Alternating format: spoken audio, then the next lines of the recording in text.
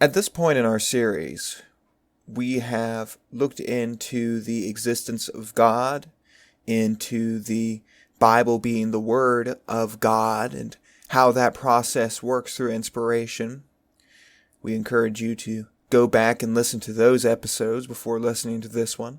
At this point, we're going to change our discussion from what the Bible is to what we do with the Bible. And how exactly is it to change our lives? As we've already mentioned, it is necessary that man should have some sort of moral guide. We know the Bible is going to act as that moral guide, but how it does that is another question entirely, and it's a question we're going to discuss today. Welcome to the Gospel Call, brought to you by the Purcellville Church of Christ. One of the big questions we have about the Bible is how should it be interpreted, and how should we apply it to our own lives, if at all? Generally speaking, you're going to have two different ideas regarding the Bible. One is that the Bible ought to be taken at face value and should be applied to our lives as written. The other is that it should not be taken at face value, but instead be taken as a very general guideline that might occasionally offer some bits of wisdom, but should not be taken in its entirety and should be allowed to evolve with time. So, for example, somebody might take Matthew 7:1 and take that to heart as they see the wisdom within that. Matthew 7:1 says, "Judge not, lest ye be judged."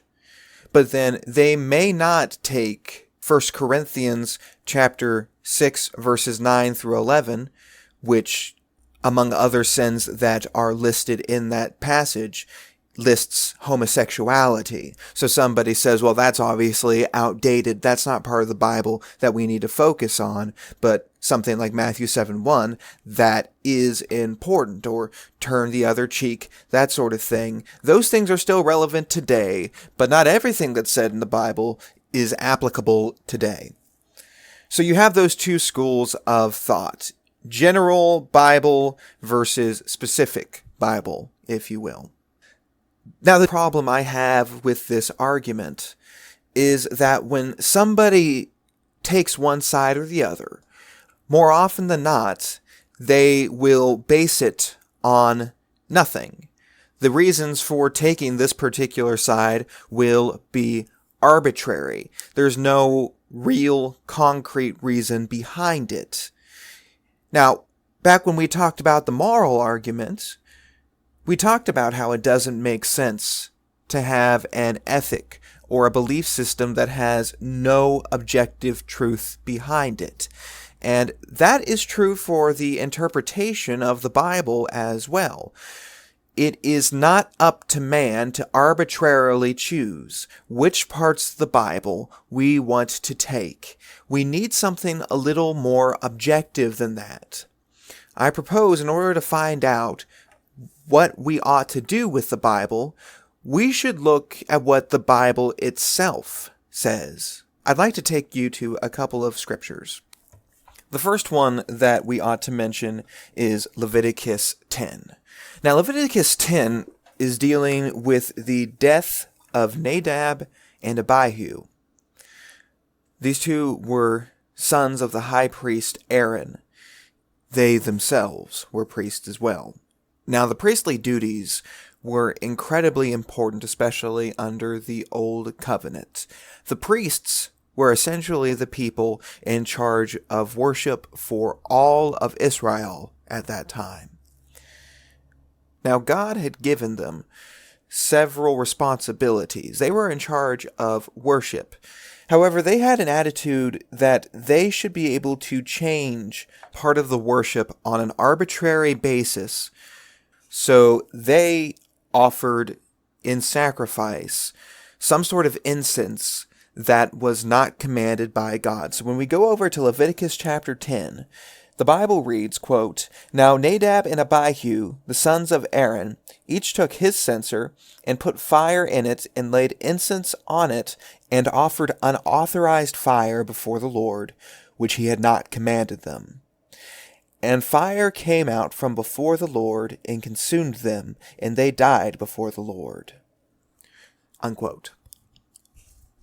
So we have something pretty intense going on here, and we have the death of two people, because it's not even that they refused to sacrifice in the way that God had commanded them to. They just wanted to add their own thing to it. They just wanted to change a little bit on an arbitrary basis, and they die because of this.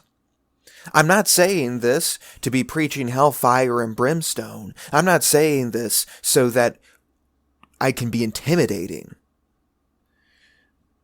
But this does show one thing very, very clearly.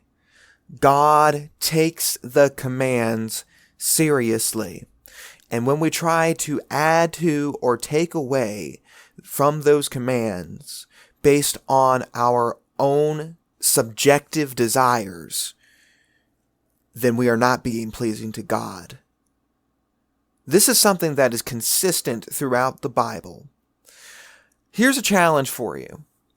Find a place where somebody is righteously rebuked in the Bible by command of God, right? So what I mean by that is it's not going to be something like Job's wife rebuking him because he is serving God. God didn't tell her to rebuke Job. She did that on her own.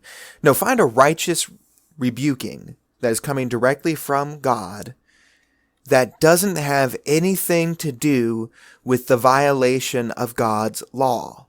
You're not going to find it. Even in the places which are sometimes misunderstood to be places where somebody is being rebuked for being too careful to keep the law, that's not what we find. So an example of that might be, people often point to the Pharisees, and they'll say the problem with the Pharisees is that they were too focused on keeping the law. And Jesus loved rebuking the Pharisees. You're probably not going to find a group of people whom Jesus rebuked more than the Pharisees. But look at one of the most famous rebukes that Jesus gives to them over in Mark chapter 7. We'll start in verse 8. Quote, "You leave the commandment of God and hold to the tradition of men." And he said to them, "You have a fine way of rejecting the commandment of God in order to establish your tradition. For Moses said, 'Honor your father and your mother,' and whoever reviles father or mother must surely die. But you say, 'If a man tells his father or his mother, whatever you would have gained from me is korban,' that is, given to God." Unquote. So Jesus here is rebuking the Pharisees for something that looks a lot like law keeping, but missing the point. But in reality, they're actually rejecting the commandment of God. They had an obligation to financially take care of their parents in their old age. And instead, what they would do is say that this money is dedicated to God, and so it can't be used to take care of my parents. But you're not going to find the command in the Old Testament that everybody has to dedicate this certain amount of money to God. And what they were trying to do was find a loophole in the law. Now, when you're looking for a loophole in the law, are you really respecting the intent of the law? Well, certainly not. That's the idea of a loophole. It's finding a way to get around the intent of the law while still following the letter of the law. Now, Jesus made it clear that this supposed loophole didn't actually work. It wasn't a real loophole, but they were pretending it was anyway. But it makes it clear that they were focused on getting around the commandments, getting around the law, and not truly listening to what God had to say. On the other hand, when you see somebody righteous in the Bible, you consistently see them following the law of God. And it's when they deviate from that law that they are not so righteous anymore. We're not saying that anybody has ever been perfect, with the obvious exception of Jesus himself. But the high points of people's spiritual lives in the Bible is always when they are following God. You'll notice that the vast majority of laws in the Bible are things that are simply good for mankind. Basic morality, do not kill, do not steal, etc., etc. All of these things are good for man. Many people want to love God and love people without obeying the commands of God. But it's not actually possible to do so. If you love somebody, you're not going to harm them. And that is the biggest part of the commandment of God. Avoid harming others. Love them as you would love yourself. The truth is, we really can't divorce the love of God and the general ideas and messages of the Bible from the specific commands. Consider what John had to say in 1 John chapter 5, verse 2. Quote, "By this we know that we love the children of God, when we love God and obey his commandments. For this is the love of God, that we keep his commandments, and his commandments are not burdensome." Unquote. John says that the laws and commandments of God are not difficult to keep because it's just doing the right thing. Sometimes it's a little bit more difficult to see what the right thing is, and we require the Bible's moral guidance for us. But everything that the Bible tells us to do is always loving. There is no commandment in the Bible that is not based upon love, either love for your fellow man or love for God. And these things, if we had a full knowledge of love and a full knowledge of morality, we wouldn't have to be told these things. We would just do them based on love. So, what are the commands in the Bible? And what does the Bible's commands have to do with us specifically? Well, we're going to save that topic, which is really several topics, for the next episode. If you have any questions about anything that we spoke about, we'd love to talk with you about it. And you can shoot those questions or comments or whatever you'd like to say to The Gospel Call Podcast, all one word, at gmail.com. For the Purcellville Church of Christ, I'm DJ Kessinger. Thank you so much for listening.